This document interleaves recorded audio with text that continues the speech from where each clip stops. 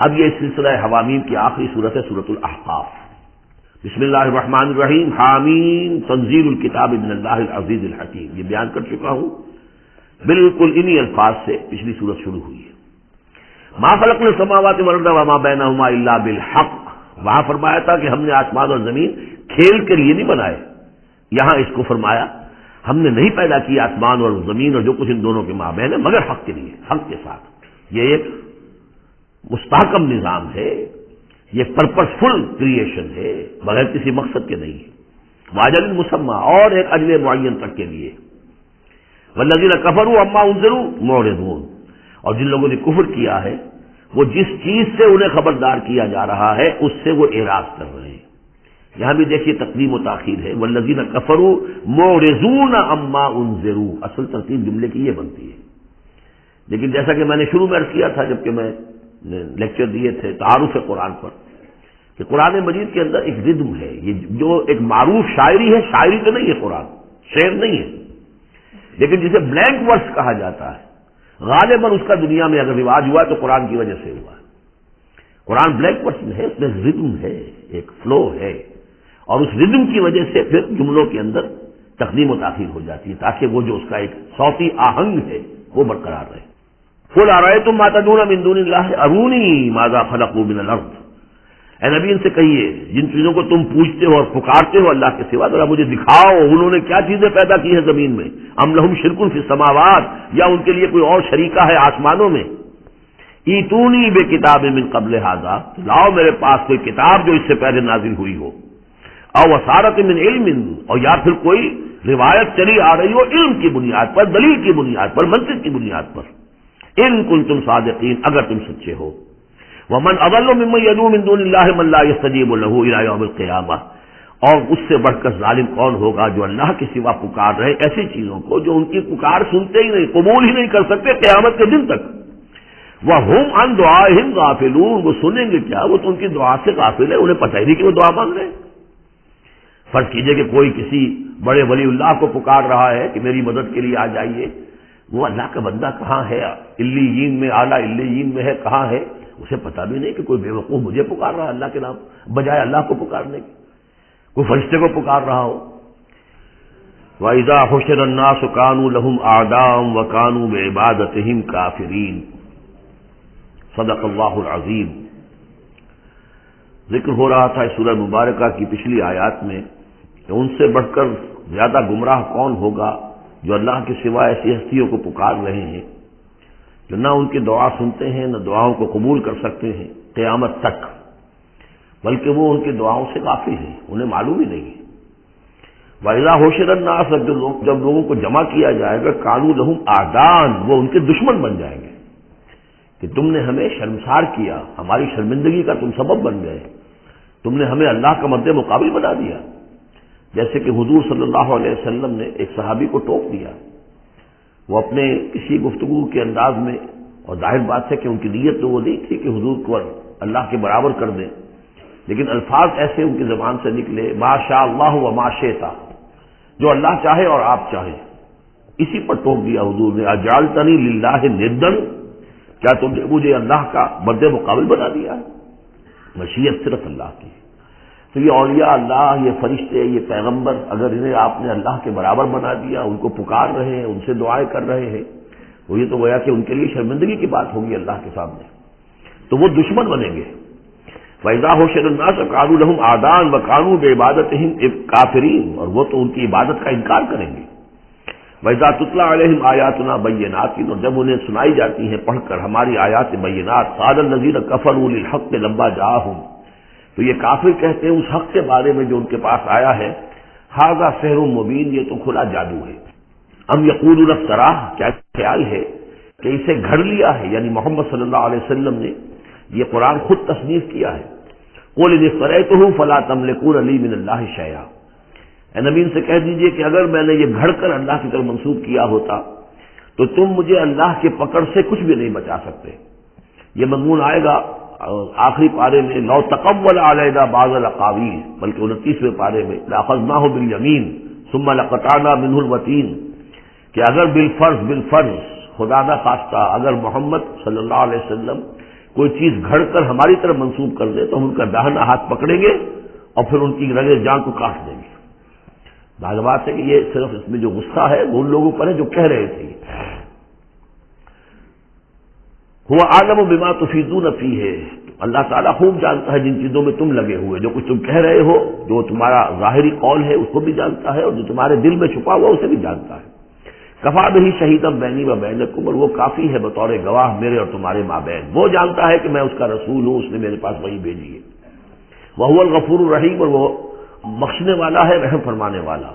قل ما کنت بدعا من الرسل، اے نبی ان سے یہ بھی کہیے کہ میں کوئی نیا نویلا رسول تو نہیں ہوں، کوئی پہلا رسول ہی تو نہیں ہوں میں کہ مجھ سے پہلے کوئی رسول آئے نہ ہوں۔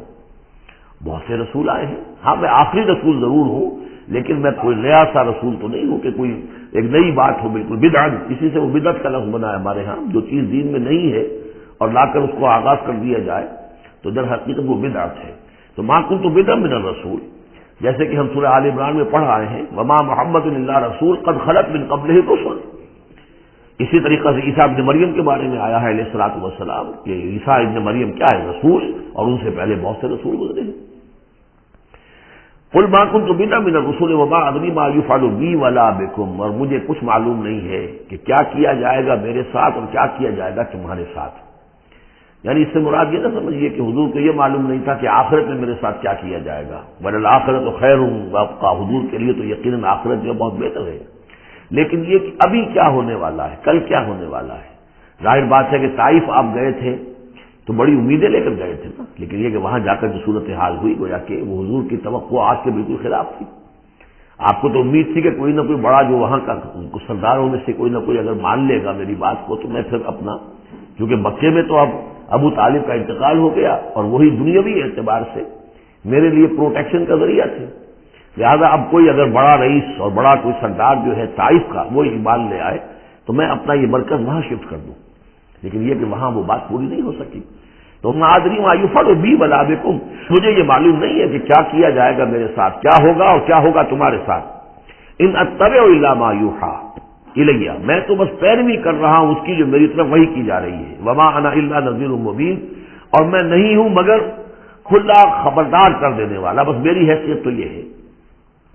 قل ارأیتم ان کان من عند اللہ وکفرتم بہ، اے نبی ان سے کہیے کہ ذرا غور کرو، سوچ لو، اگر ان کان من اللہ، جو چیز اللہ کی طرف سے آئی ہے یہ ہے واقعتاً اللہ کی طرف سے، وکفرتم بہ، اور تم نے اس کا کفر کیا، اس کا نتیجہ کیا نکلے گا؟ یعنی یہ کہ تم سوچو، امکان تو ہے نا، تم کہہ رہے ہو کہ میں نے گھڑ لی ہے، چلیے، حالانکہ دل میں تم جانتے ہو کہ یہ گھڑی بھی کتاب نہیں ہے، اگر گھڑی بھی کتاب ہوتی، انسان کی تصنیف ہوتی تو تم بھی اس کا مقابلہ کرتے، تمہیں چیلنج دیا گیا ہے کہ اس جیسی کتاب بنا لاؤ، اس جیسی ایک صورت ہی بنا لاؤ، تو تمہارے دل میں وہ بات نہیں ہے، لیکن سوچ لو ذرا کہ اگر یہ شے واقعتاً اللہ کی طرف سے ہے، قل ارأیتم ان کان من عند اللہ وکفرتم بہ، اور تم نے اس کا انکار کر دیا، وشہد شاہد من بنی اسرائیل علی مثلہ، اور گواہی دے چکا ہے ایک گواہ بنی اسرائیل میں سے ایک ایسی ہی کتاب کی۔ اصل میں اس میں کافی تفسیر کے اندر اقوال میں اختلاف ہے، اس سے مراد جو ہے عام مومنین اہل کتاب ہیں یا حضرت موسیٰ علیہ السلام، اس لیے کہ کتاب استثناء میں جو پیشن گوئی ہے اس میں یہ الفاظ ہیں کہ اے موسیٰ میں ان کے بھائیوں میں سے تیرے مصر ایک پیغمبر اٹھاؤں گا۔ کتاب استثناء کے 18ویں باب کی 18 اور 19ویں آیات ہیں یہ تورات کی، جو عہد نامہ قدیم ہے اس میں، تو گویا کہ مثل ہی، یعنی حضرت موسیٰ کی طرح کے محمد ہے، حضرت محمد کی طرح کے موسیٰ ہے علیہ الصلوۃ والسلام، کیونکہ صاحب شریعت رسول ہے حضرت موسیٰ علیہ السلام۔ حضرت عیسیٰ صاحب شریعت نہیں ہے، صاحب کتاب ہے، انجیل دی گئی ہے، انجیل میں شریعت نہیں ہے، انجیل میں حکمت ہے، کل ہم پڑھ چکے ہیں جئتکم بالحکمہ، میں تمہارے پاس حکمت لے کر آیا۔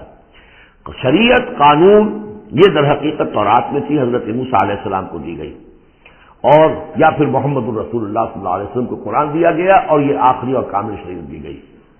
فآمنوا واستكبرتم، تو وہ تو ایمان لے آئے اور تم استکبار کر رہے ہو، یعنی یہود میں سے تو بہت سے علماء ایسے بھی تھے، بہت زیادہ نہیں لیکن تھے، عبداللہ ابن سلام رضی اللہ تعالیٰ عنہ بہت اہم ان کے علماء میں سے تھے، وہ ایمان لائے ہیں، تو وہ تو ایمان لے آئے، فاستكبرتم، اور تم استکبار میں اور گھمنڈ میں پڑے ہوئے ہو۔ ان اللہ لا يهدي القوم الظالمین، اللہ ظالموں کو ہدایت نہیں دیتا۔ وقال الذین کفروا للذین آمنوا لو کان خیرا ما سبقونا الیہ، اور کہا ان لوگوں نے جنہوں نے کفر کی روش اختیار کی ان لوگوں کے بارے میں جو ایمان لائے، کیونکہ ان میں سے زیادہ تر جو حضور کے آس پاس ہوتے تھے، اس لیے کہ بہرحال ان میں بڑے بڑے لوگ بھی تھے جو ایمان لائے تھے حضور پر. حضرت عثمان ابن عفان بھی تھے، بڑے بڑے گھرانے کے فرد تھے.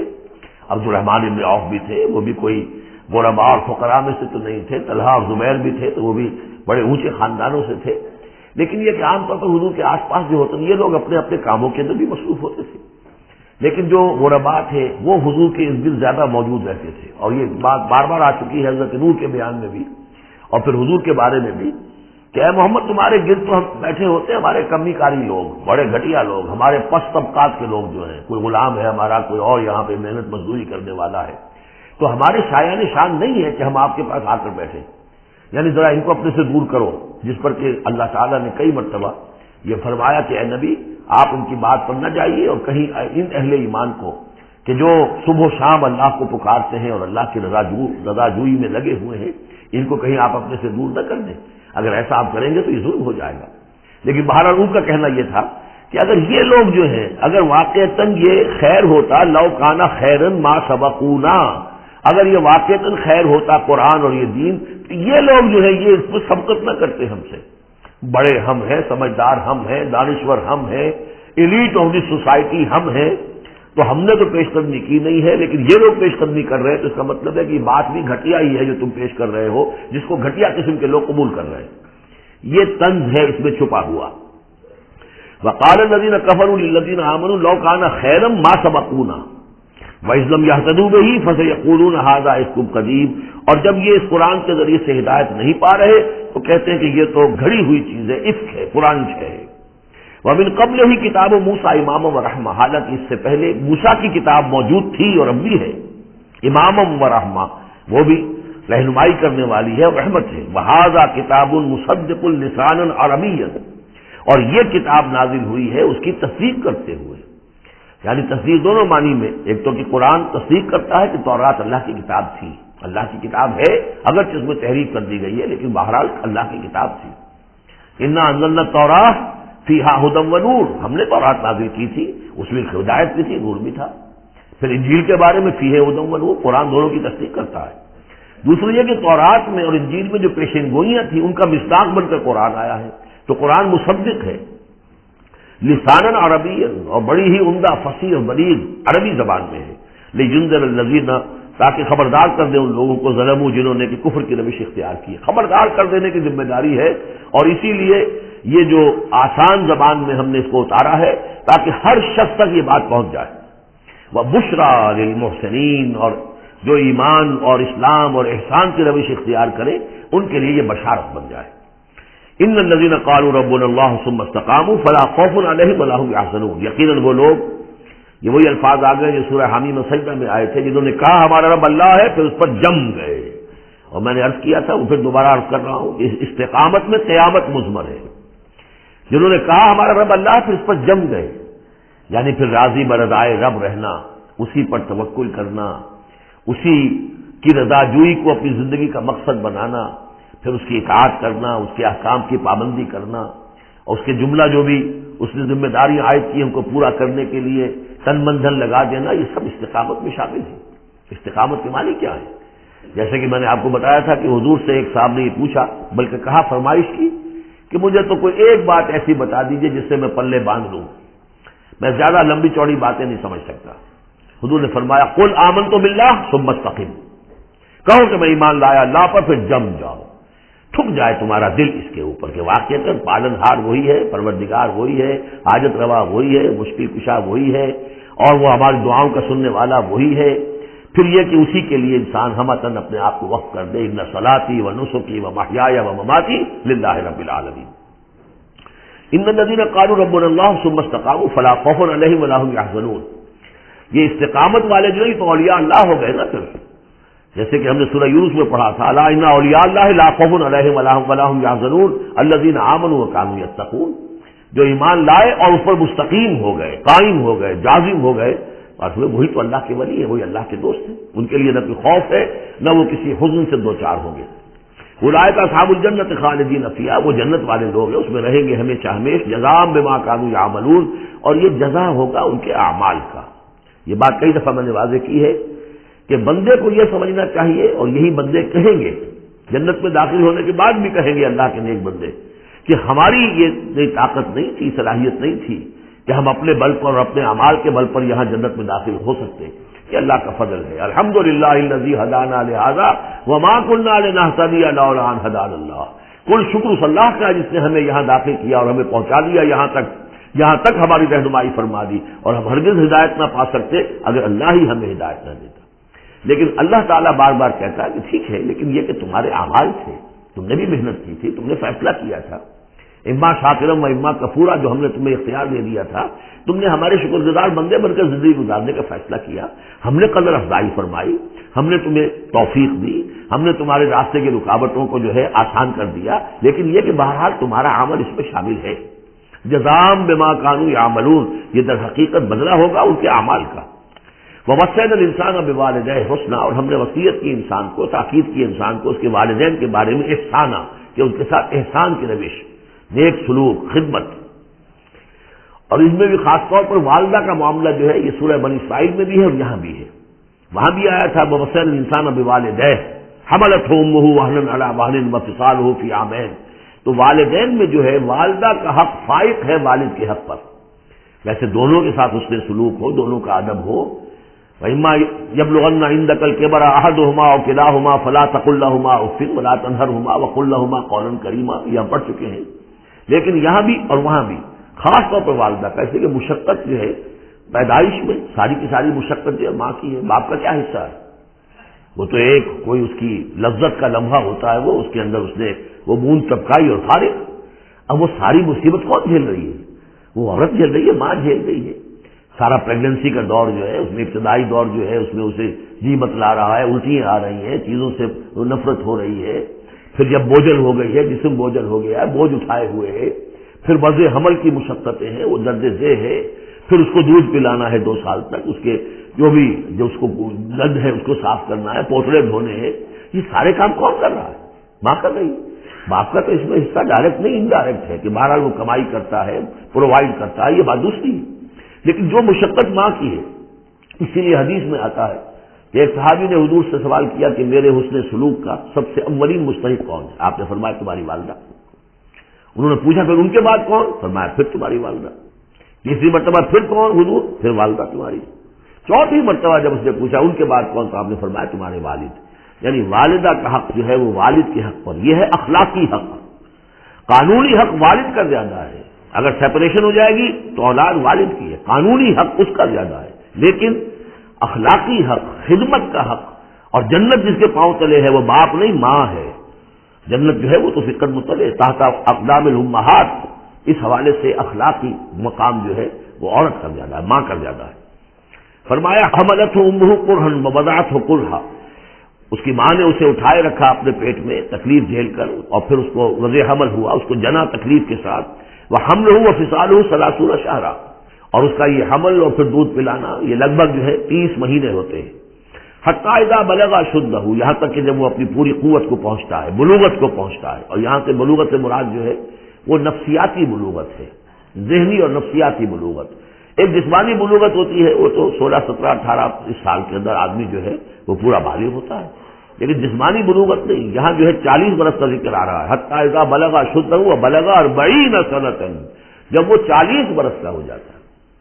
سائیکولوجیکل میچورٹی جو ہے انسان کی وہ 40 برس کی ہے، یہی وجہ ہے کہ 40 برس ہی کی عمر میں جو بھی نبوت جو ہے وہ ملتی تھی، حضور کو بھی 40 برس کی۔ فلما بلغ 40 سنۃ حبب الیہ الخلاء فکان یخلو بغار حراء، ایک حدیث ہے بڑی پیاری جس کی راویہ ہیں ام المومنین حضرت عائشہ صدیقہ رضی اللہ تعالیٰ عنہ، جس نے فرمایا انہوں نے کہ حضور نے مجھے بتایا کہ جب میری عمر 40 برس کے قریب ہوئی تو مجھے خلوت گزینی محبوب ہو گئی، تنہائی میں بیٹھ کر، اور پھر آپ جا کر کئی دن کئی راتیں جو ہے غار حرا میں آپ تنہا رہتے تھے، خلوت گزینی، پھر وہیں پر وہی کا آغاز ہوا ہے۔ تو 40 برس کی عمر، اگر استثناءات ہیں، حضرت یحییٰ کے بارے میں ہم پڑھ چکے ہیں سورہ مریم میں، آتیناہ الحکم صبیہ، بچپن ہی میں اللہ نے انہیں حکمت عطا فرما دی، اور ان کو جو بھی وہ میچورٹی ہے اللہ نے بہت ابتدائی عمر میں عطا فرما دی۔ حضرت عیسیٰ کا معاملہ بھی ایسا ہی ہے، لیکن عام قاعدہ قانون وہی ہے 40 برس کا۔ حتی اذا بلغ اشدہ وبلغ 40 سنة قال رب اوزعنی ان اشکر نعمتک التی انعمت علی وعلی والدی، تو وہ کہتا ہے کہ میرے پروردگار میری قسمت یہ بنا دے، یہ میرا نصیب فرما دے، مجھے اس کی توفیق دے کہ میں شکر ادا کر سکوں تیرے انعامات کا جو مجھ پر ہوئے اور میرے والدین پر ہوئے، وان اعمل صالحا ترضاہ، اور یہ کہ میں ایسے عمل کروں اچھے جو تجھے پسند آئے، جنہیں تو پسند کرے، واصلح لی فی ذریتی، اور پھر یہ کہ میرے لیے میری اولاد میں بھی بہتری پیدا کر دے۔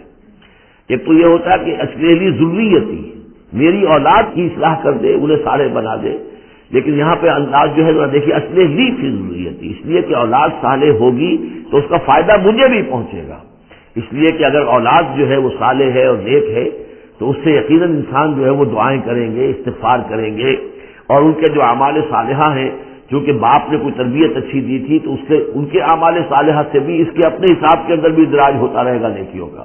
تو اصلح لی فی ذریتی، میری ذریت میں، میری نسل میں میرے لیے اصلاح فرما دے، یعنی ان کی اصلاح فرما جس سے کہ خود مجھے بھی فائدہ پہنچے۔ اسی بالکل یہی مفہوم ہے کہ جو ہم نے سورہ الفرقان میں پڑھا ہے، وَجْعَلْنَا لِلْمُتَّقِينَ إِمَامًا، مراد یہ کہ ہماری اولاد کو متقی بنا، ہم از خود ان کے آگے چلنے والے ہیں، ان کے امام ہیں، وہ ہمارے فالوورز ہیں، ہمارے پیچھے چلنے والے ہیں، اور قیامت میں ایسا ہوگا حشر میں آدمی اٹھیں گے اور ان کے پیچھے ان کی نسلیں چلی آ رہی ہیں، تو ہمارے پیچھے آنے والے ہیں وہ نیک ہوں، متقی ہوں۔ وَأَصْلِحْ فِي ذُرِّيَّتِي إِنِّي تُبْتُ إِلَيْكَ، میں تیری جناب میں توبہ کرتا ہوں، رجوع کرتا ہوں، وَإِنِّي مِنَ الْمُسْلِمِينَ، اور یقیناً میں تیرے فرما برداروں میں سے ہوں۔ أُولَٰئِكَ الَّذِينَ نَتَقَبَّلُ عَنْهُمْ أَحْسَنَ مَا عَمِلُوا، یہ وہ لوگ ہیں جن سے ہم ان کے بہترین اعمال قبول فرمائیں گے، وَنَتَجَاوَزُ عَنْ سَيِّئَاتِهِمْ، اور اگر کوئی خطائیں ہوں گی، کوئی چیز ان کے اندر کمزوری کا پہلو بھی ہوگا، ہم اس سے درگزر فرمائیں گے۔ فی اصحاب الجنہ، اور پھر یہ اصحاب الجنہ میں ہوں گے، جنت والوں میں شامل ہو جائیں گے۔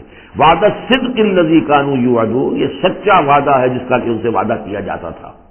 اب اس کے برعکس سے کردار ہے، یہ تو یہ کہ ایک صالح بیٹا ہے، اور وہ جب اپنی پوری میچورٹی کو پہنچا ہے اور بلوغ کو پہنچا ہے نفسیاتی اور ذہنی اعتبار سے، تو اس کا طرز عمل تو یہ ہے جو آگے رب اوزعنی ان اشکر نعمتک التی انعمت علی وعلی والدی وان اعمل صالحا ترضاه واصلح لی فی ذریتی۔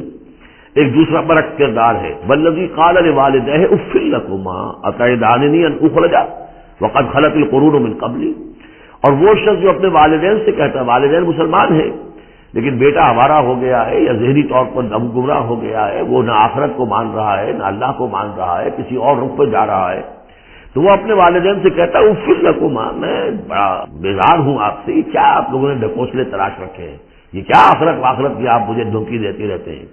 اتعداننی، کیا آپ مجھے اس بات سے ڈراتے ہیں، وعدہ دیتے ہیں، دھمکاتے ہیں، ان اخرج، کہ مجھے نکالا جائے گا، دوبارہ زندہ کیا جائے گا، وقد خلت القرون من قبلی، مجھ سے پہلے نہ معلوم کتنی نسلیں بیت چکی ہیں، ہزارہا لوگ نسل بعد نسل ختم ہو چکے ہیں، تو میں تو ان باتوں کو ماننے والا نہیں ہوں، یہ آپ کے ڈھکوسلے ہیں، یہ پرانی باتیں ہیں، دقیانوسی باتیں ہیں۔ وہما یستغیثان اللہ ویلک آمن، اور وہ دونوں ماں باپ جو ہے بیچارے وہ نیک، وہ دعائی دے رہے ہیں اللہ کی کہ اللہ کے بندے ویلک، تباہی ہو تیری، خرابی ہو تیری، آمن، ایمان لا، مان ان باتوں کو، ان وعد اللہ حق، یقیناً اللہ کا وعدہ سچا ہے۔ فَيَقُولُ مَا هَذَا إِلَّا أَسَاطِيرُ الْأَوَّلِينَ، وہ کہتا ہے نہیں، میں نہیں مانتا، نہیں یہ تو نقلیں ہیں، پرانی کہانیاں ہیں جو پچھلوں سے نقل ہوتی چلی آ رہی ہیں۔ أُولَٰئِكَ الَّذِينَ حَقَّ عَلَيْهِمُ الْقَوْلُ، یہ وہ لوگ ہیں کہ جن پر اللہ کی بات سچی ہو گئی، یعنی مستحق ہو گئے اللہ کے کلمہ عذاب کے، فی امم قد خلت من قبلہم، اور انہی قوموں کے اندر وہ بھی پھر شامل کر دیے جائیں گے جو ان سے پہلے گزر چکی ہیں، من الجن والانس، جنات میں سے بھی اور انسانوں میں سے بھی، انہم کانوا خاسرین، یقیناً وہی لوگ ہیں سارے والے برباد ہونے والے۔ وَلِكُلٍّ دَرَجَاتٌ مِّمَّا عَمِلُوا، اور سب کے لیے درجے اور مقامات معین ہوں گے ان کے اعمال کے اعتبار سے۔ وَلِيُوَفِّيَهُمْ أَعْمَالَهُمْ وَهُمْ لَا يُظْلَمُونَ، پورا ان کو دے دے گا ان کے اعمال کا بدلہ، اور ان پر کوئی ظلم نہیں ہوگا، کوئی حق تلفی نہیں ہوگی۔ وَيَوْمَ يُعْرَضُ الَّذِينَ كَفَرُوا عَلَى النَّارِ، اور جس دن کے یہ کافر پیش کیے جائیں گے آگ پر، اور اس وقت ان سے کہا جائے گا اذهبتم طیباتکم فی حیاتکم الدنیا واستمتعتم بها، دیکھو بھائی تم نے اپنے جو مزے لینے تھے، لوٹنے تھے، عیش کرنے تھے، وہ تم دنیا کی زندگی میں کر چکے ہو، تم نے وہاں حرام خوریاں کی، حلال اور حرام کی تمیز کو ختم کیا، تم نے وہاں عیش کیے، اذهبتم طیباتکم، اپنی مزے کی چیزیں جو ہے وہ تم لے چکے، لے جا چکے، فی حیاتکم الدنیا، تم اپنی دنیا کی زندگی میں، واستمتعتم بہا، اور اس سے تم نے بہت فائدہ اٹھا لیا.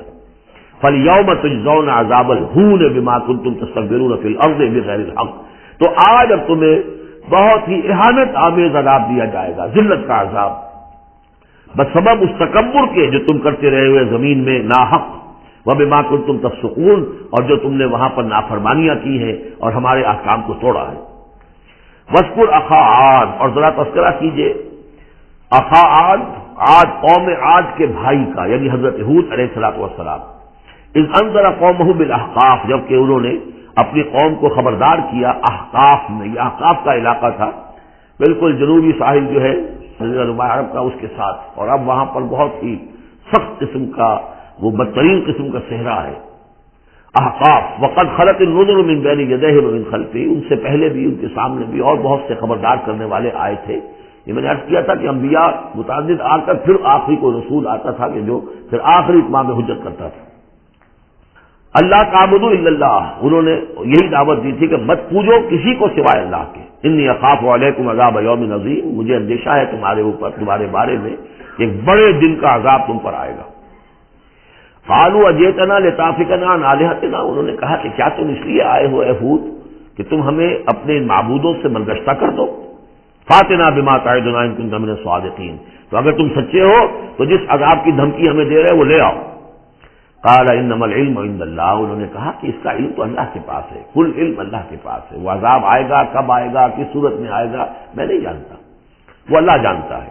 وَأُبَلِّغُكُم مَّا أُرْسِلْتُ بِهِ، اور میں تو تمہیں پہنچا رہا ہوں وہ جو اس نے مجھے دے کر بھیجا ہے، جو پیغام اس نے دیا میں پہنچا رہا ہوں. میرا کام انذار ہے، ابلاغ ہے، پہنچا دینا ہے، واضح کر دینا ہے.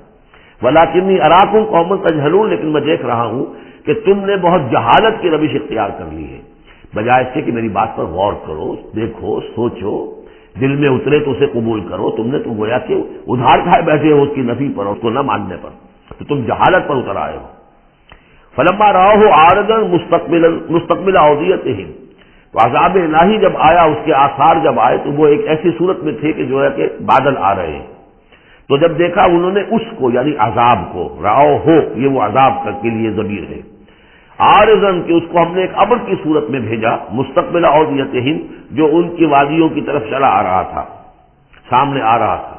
قالوا هذا عارض ممطرنا، کہ یہ تو بادل آ گئے، ابر ہے، اب بارش ہوگی، جلتھل ہو جائیں گے، مطر آ رہی ہے.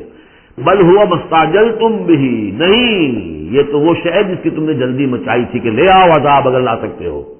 ریح فیہا عذاب علیم، وہ ایک جھکڑ تھا جس کے بارے میں آئے گا سورۃ الحاقہ میں کہ سخر علیہم سبع لیال و ثمانیۃ ایام، 7 رات اور 8 دن مسلسل وہ جھکڑ چلا ہے. ریح فیہا عذاب علیم، وہ جھکڑ ہے جس میں بہت بڑا عذاب ہے. تدبر کل شیء بامر ربھا، وہ ہر شے کو اپنے رب کے حکم سے اٹھا کر پٹکتی تھی.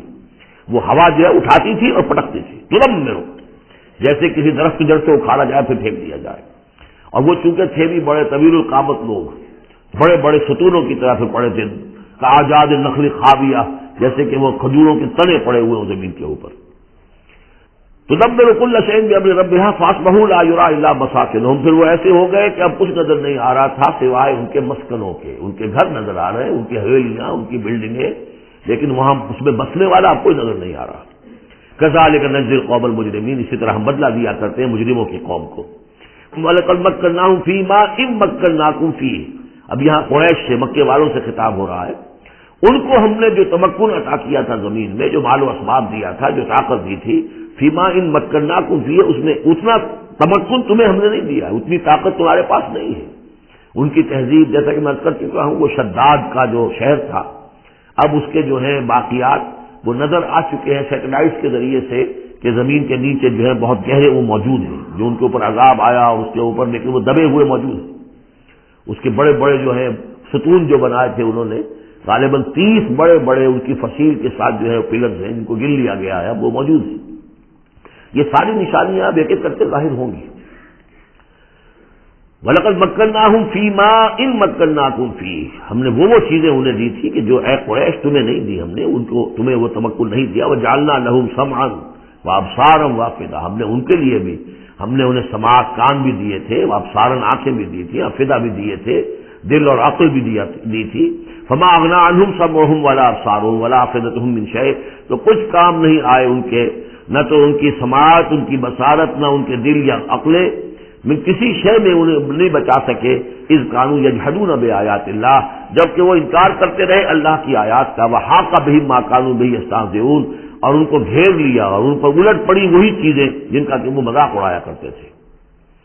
وَلَقَدْ أَهْلَكْنَا مَا حَوْلَكُم مِّنَ الْقُرَىٰ، اور ہم نے تو ہلاک کیا ہے بہت سی بستیوں کو جو تمہارے ہی ارد گرد آباد تھیں. میں وہ نقشہ بنا کے بھی آپ کو دکھا چکا ہوں کہ یہ تمام جو احقاف یہ گویا کہ مکے کے جنوب مشرق میں تھے. سمود کا علاقہ جو ہے مکے کے شمال میں تھا. اسی شمال کے رخ پر جو ہے پھر وہ مدین کا علاقہ، اور پھر یہ کہ ادھر ڈیڈ سی کے ساتھ ساحل پر، اس کے بھی اب حال ہی میں خبر آئی ہے کہ اس کے بھی جو کھنڈرات وغیرہ ہیں وہ ڈیڈ سی جو ہے بحیرہ مردار، اس کے اندر پانی کے نیچے وہ موجود ہیں. ابھی ان کی تلاش ہو گئی ہے، نکل آئے ہیں، مطلب یہ کہ ان معلوم ہو گئے ہیں، انکشاف ہو گیا ہے. تو فرمایا وَلَقَدْ أَهْلَكْنَا مَا حَوْلَكُم مِّنَ الْقُرَىٰ، ہم نے بہت سی بستیوں کو، شہروں کو ہلاک کیا جو تمہارے ارد گرد ہی تھی. وَصَرَّفْنَا الْآيَاتِ لَعَلَّهُمْ يَرْجِعُونَ، اور اسی طرح ہم نے پھیر پھیر کر ان کو یہ آیات اپنی سنائی ہے تاکہ وہ رجوع کریں، پلٹیں، لوٹیں. فَلَوْلَا نَصَرَهُمُ الَّذِينَ اتَّخَذُوا مِن دُونِ اللَّهِ قُرْبَانًا آلِهَةً، تو کیوں نہ مدد کی ان ہستیوں نے جنہیں انہوں نے اللہ کے سوا سمجھا تھا کہ یہ معبود ہیں جو اللہ سے ہمیں قریب کر دیں گے، اس کا ذریعہ بن جائیں گے. بل ضلوا عنہم، جب وہ عذاب کا وقت آیا وہ سب گم ہو گئے، ہوا ہو گئے. خواب تھا جو کچھ کو دیکھا، جو سنا افسانہ تھا. وذالک افکہم، یہ تو اصل میں ان کی من گھڑت باتیں تھیں، ان میں حقیقت تو تھی ہی نہیں. وما کانوا یفترون، اور جو کچھ بھی افطرا وہ کر رہے تھے وہ تھا. وَإِذْ صَرَفْنَا، اب وہ واقعہ آ رہا ہے جس کا میں نے آج شروع میں تذکرہ کیا تھا. اور حضور صلی اللہ علیہ وسلم، اور یہ واقعہ جو ہے جبکہ حضور گئے تھے طائف، اور طائف سے جب واپس آ رہے تھے تو آپ نے نخلا، ایک مقام ہے وادی نخلا، اس میں چند دن قیام کیا مکے جانے سے پہلے. اور چونکہ دل گرفتہ تو بہت تھی، جب آپ طائف سے واپس آئے ہیں، طائف میں جو کچھ بیتی تھی وہ آپ کو معلوم ہے. بہرحال وہاں آپ فجر کے وقت ایک روز نماز فجر کی پڑھ رہے تھے اور قرآن مجید پڑھ رہے تھے. اس میں قرآن الفجر ہم پڑھ آئے ہیں، اور فجر کی نماز میں طویل قرات ہوتی ہے. تو ایک امام، ایک مقتدی، امام سے حضور صلی اللہ علیہ وسلم، مقتدی تھے حضرت زید بن حارثہ، آپ کے منہ بولے بیٹے، آپ کے آزاد شدہ غلام.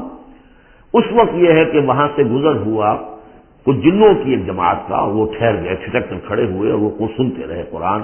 حضور پڑھ رہے ہیں، وہ سن رہے ہیں.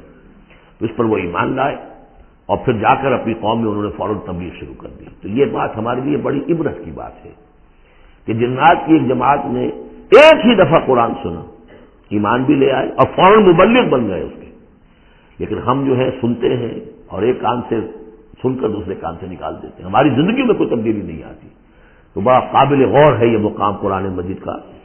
وَإِذْ صَرَفْنَا إِلَيْكَ نَفَرًا مِنَ الْجِنِّ، اور جبکہ ہم نے آپ کی طرف متوجہ کر دیا اے نبی جنوں کی ایک جماعت کو، یستمعون القرآن، کہ وہ قرآن سننے لگے.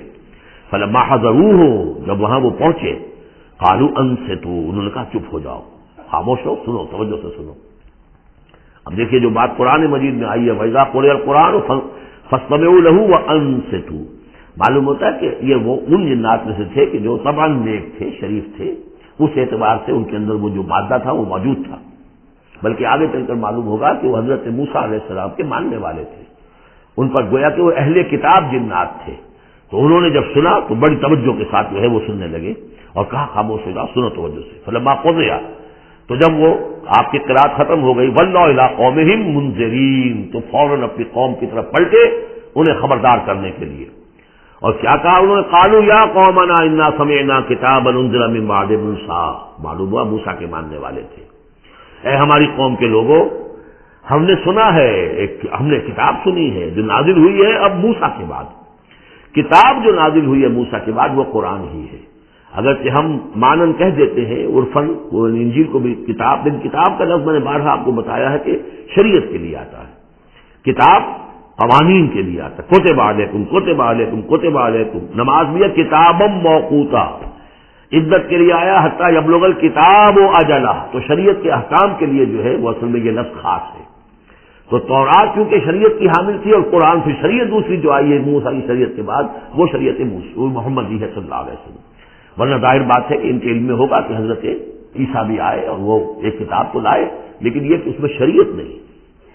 قالوا یا قومنا انا سمعنا کتابا انزل من بعد موسیٰ مصدقا لما بین یدیہ، اور یہ تصدیق کرتے ہوئے آئی ہے اس کی جو اس کے سامنے موجود ہے، یعنی تورات، یہدی الی الحق، اور یہ رہنمائی کر رہی ہے حق کی طرف، وإلی طریق مستقیم، اور ایسے راستے کی طرف جو بالکل سیدھا ہے، صراط مستقیم، صراط بھی راستہ، طریق بھی راستہ، سبیل بھی راستہ، سواد سبیل سیدھا راستہ، صراط مستقیم سیدھا راستہ، طریق مستقیم۔ یا قومنا اجیبوا داعی اللہ، اے ہماری قوم کے لوگوں، اللہ کی طرف پکارنے والے کی پکار پر لبیک کہو، مانو، ایمان لاؤ، فآمنوا بہ یغفر لکم من ذنوبکم، تو ان پر ایمان لاؤ تاکہ اللہ تعالیٰ جو ہے تمہارے گناہوں کو بخش دے، ویجرکم من عذاب علیم، اور تمہیں بچا دے عذاب علیم سے، دردناک عذاب سے۔ ومن لا یجب داعی اللہ فلیس بموجد فی الارض، اور جو نہیں لبیک کہتا اللہ کی طرف پکارنے والے کی پکار پر، تو وہ پھر فلیس بموجد، وہ اللہ تعالیٰ کو ہرا نہیں سکے گا، شکست نہیں دے سکے گا زمین میں، ولیس لہ من دونہ اولیاء، اور نہیں ہوں گے اس کے لیے کوئی ایسے اس کے رفیق اور اس کے پشت پناہ اور مددگار جو اسے اللہ کی پکڑ سے بچا سکے۔ اولئک فی ضلال مبین، یہ لوگ تو گویا کہ کھلی گمراہی کے اندر ہوں گے۔ اب یہ بات جو ہے جیسا کہ میں نے اس سے قابل غور ہے ہمارے لیے۔ اب ظاہر بات ہے کہ داعی جب تک نبوت کا سلسلہ جاری تھا وہ اللہ کے نبی ہوتے تھے، اب حضور کے بعد اب داعی جو ہوں گے وہ امت میں سے ہوں گے، کوئی اٹھے گا اللہ کا بندہ، پھر دین کی دعوت دے گا، پھر قرآن کی طرف بلائے گا، پھر لوگوں سے کہے گا کہ آؤ چلو اس راستے پر چلو، اللہ کے دین کا راستہ یہ ہے، اقامت دین کی جد و جہد میں لگو، اس کے لیے اپنے تن بندھن لگاؤ، ان صلاتی و نسکی و محیایا و مماتی للہ رب العالمین۔ اب نبی تو کوئی نہیں آئے گا سوائے ان کے جو دجال ہیں، جھوٹے نبی ہیں جنہوں نے دعوے کیے ہیں، وہ تو چھوڑ دیجیے ان کو، لیکن نبی نہیں آنے والا، نبوت کا دروازہ بند ہو چکا، لیکن دعوت اللہ کا دروازہ بند نہیں ہوا ہے، اس کا سلسلہ بند نہیں ہوا، بلکہ اب تو اس امت کے ذمے بحثیت مجموعی وہ ذمہ داری لگا دی گئی۔ وَكَذَلِكَ جَعَلْنَاكُمْ أُمَّةً وَسَطًا لِتَكُونُوا شُهَدَاءَ عَلَى النَّاسِ وَيَكُونَ الرَّسُولُ عَلَيْكُمْ شَهِيدًا، تمہارے ذمے ہے۔ كُنتُمْ خَيْرَ أُمَّةٍ أُخْرِجَتْ لِلنَّاسِ تَأْمُرُونَ بِالْمَعْرُوفِ وَتَنْهَوْنَ عَنِ الْمُنكَرِ وَتُؤْمِنُونَ بِاللَّهِ اولم يروا ان اللہ الذي خلق السماوات والارض ولم يعي بخلقهن، کیا انہوں نے دیکھا نہیں، غور نہیں کیا، وہ اللہ جس نے آسمانوں اور زمین کی تخلیق فرمائی اور وہ تھکا نہیں، ہارا نہیں اس سے، ان کی تخلیق سے، یعنی جیسے کہ سورہ قاف میں ہم پڑھیں گے افعینا بالخلق الاول، کیا ہم عاجز آ گئے ایک دفعہ بنانے کے بعد، ہماری ساری جو بھی کریٹو ایکٹیویٹی تھی اور کریٹو پوٹینشیل ہمارا ختم ہو گیا، ایگزاسٹ ہو گیا، ہم دوبارہ نہیں بنا سکتے تمہیں۔ تو لم یا بخلقہن، وہ عاجز نہیں آ گیا ان کی تخلیق سے، اب اس کی جو خلاقی کی قوت ہے وہ ختم نہیں ہو گئی ہے۔ بقادر علی ان یحیی الموتى، تو کیا وہ قادر نہیں ہوگا اس پر کہ مردوں کو زندہ کر دے؟ بلا، کیوں نہیں، انہ علی کل شیء قدیر، یقیناً وہ ہر چیز پر قادر ہے۔ ویوم یعرض الذین کفروا علی النار، اور جس روز کے پیش کیے جائیں گے یہ کافر آگ پر، الیس ھذا بالحق، اس وقت سوال کیا جائے گا یہ ہے حق، یہ حقیقت ہے یا نہیں؟ تم ڈھکوسلا کہتے تھے، تم کہتے تھے کہ ایسی ہمیں دھونس دی جا رہی ہے، کوئی جہنم وغیرہ نہیں، کوئی حساب کتاب نہیں، کوئی جزا و سزا نہیں، کوئی بات معدل موت نہیں، الیس ھذا بالحق، کیا یہ حقیقت نہیں ہے؟ قالوا بلا وربنا، وہ کہیں گے کیوں نہیں، ہمارے پروردگار تیری قسم یہ حق ہے۔ قال فذوقوا العذاب بما كنتم تكفرون، تو اللہ فرمائے گا چکھو اس عذاب کا مزہ اپنے اس کفر کی پاداش میں جو تم کرتے رہے ہو، فاصبر۔ اب آخری بات حضور سے، فاصبر کما صبر اولو العزم من الرسل، اے محمد صلی اللہ علیہ وسلم آپ بھی صبر کیجئے جیسے کہ ہمارے اولو العزم رسول آپ سے پہلے صبر کرتے رہے۔